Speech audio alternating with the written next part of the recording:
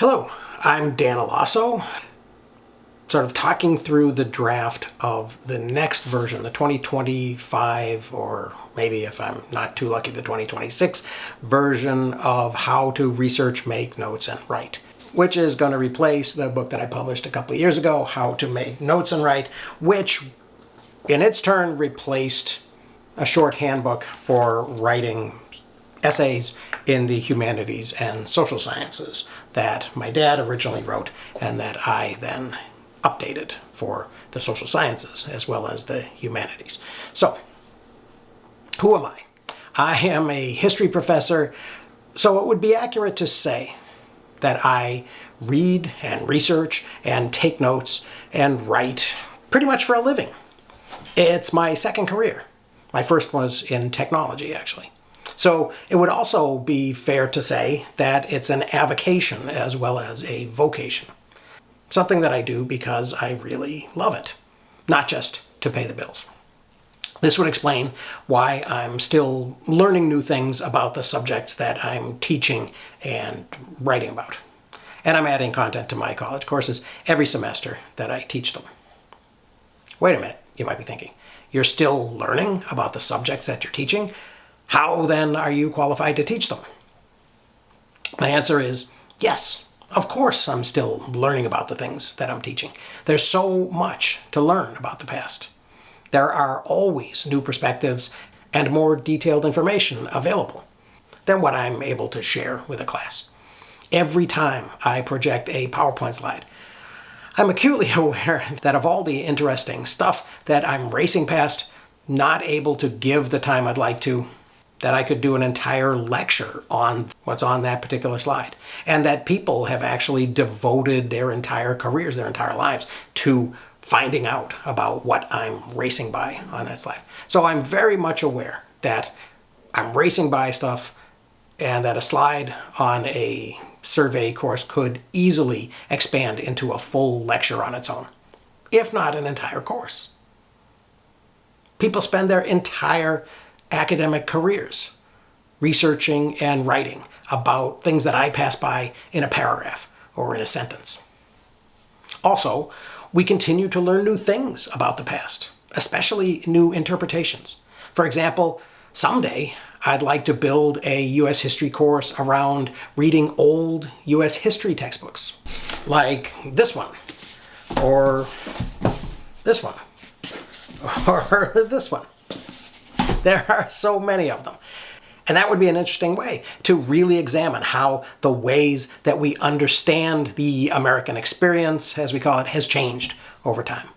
People have argued and have griped about this for decades in best-selling books like Lies My Teacher Told Me. Were they cherry-picking little details that happened to outrage them, or has our understanding of our past changed significantly? I think that's an interesting question. And I suspect it's the latter.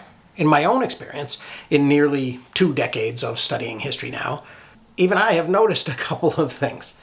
One of the fields that I studied closely, environmental history, only really got off the ground as a discipline in the 1970s. I know, that may seem like a long time ago to some of you, but I'm old, and that was within my lifetime.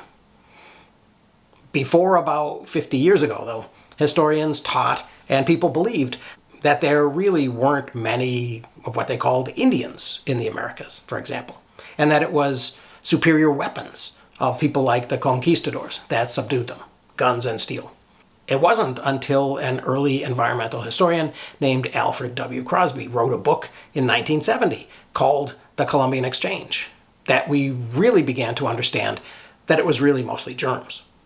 About 90% of Native Americans died of diseases carried to the Americas by Europeans.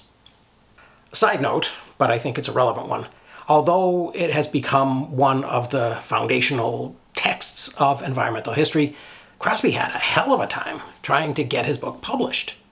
Despite Crosby being a Harvard graduate with a PhD from Boston University and a previous published book, all the major academic presses rejected his manuscript. One editor returned the manuscript with a single word, nonsense, written across the title page. The frustration that Crosby felt and his perseverance, which he described to me in an email exchange facilitated by his wife before his death in 2018, is a reminder to me that although many amount to nothing, some ideas that challenge the conventional wisdom are extremely valuable. We should always be open to adjusting our worldviews and to learning more as new information and new interpretations present themselves. Another way new information surfaces is through new techniques. In the years after I began studying history, the full human genome has been decoded and become available for researchers to use. We learned that modern humans, Homo sapiens, interbred with Neanderthals about 55,000 years ago, and that all non-African people today have inherited between 2 and 4% of their DNA from Neanderthals. A couple of years after that discovery, geneticists began shedding light on prehistoric migrations and population changes throughout the world. This new data partly confirmed and partly rewrote the story of prehistory that we had pieced together from previous archaeological and linguistic research. It would be silly, don't you think, for me to ignore this new information as I'm revising my ancient world history course each year? The point is, we all continue learning. If you're a student, I hope you're studying something that truly excites you and makes you happy at the same time that it does some good in the world. If you're older, I hope you're also pursuing something that interests you, whether for work or as a hobby. There's a long tradition of people who did their music or their art or their writing while holding down a day job. Franz Kafka worked as a clerk in an insurance company, which probably gave him some insights into the hopeless absurdity of resisting bureaucracy. Margaret Atwood was a barista at a coffee shop, at least until she became famous. Paul Gauguin was a stockbroker. And the poets Wallace Stevens and T.S. Eliot retained their jobs as an insurance company executive and as a director of a publishing house, and wrote in their spare time. So whether you're a new student or a lifelong learner, the techniques that you learn in this book will help you make the most of your efforts, I hope. And even if you're not yet on a path where you're following your own interests, and you're only looking for tips on how to work more efficiently and get more from your work on school assignments, you've come to the right place. You might even find, once making notes and writing your thoughts becomes easier and more effective and more natural, that is something that you'll return to just for the fun of it. As I said, this book began its life as a short handbook for writing essays in the humanities, which was written by my father, Dr. S.F. Alasso, who was a literature teacher at the University of California before he retired. He designed it to be a brief and a practical tool to help his students read literature and write an essay. When he retired and I became a teacher, or entered the family business, I picked it up and added some ideas and examples from history. Again, the initial idea was to help students who arrived in my classes with really a very wide range of experience in practical writing. And ultimately, I expanded that to include note-making, and the result was this. Over the last few years, one of the topics that I've been interested in outside of work has been this thing called personal knowledge management. This is a set of techniques that has some people so excited that they've begun calling it by the acronym PKM.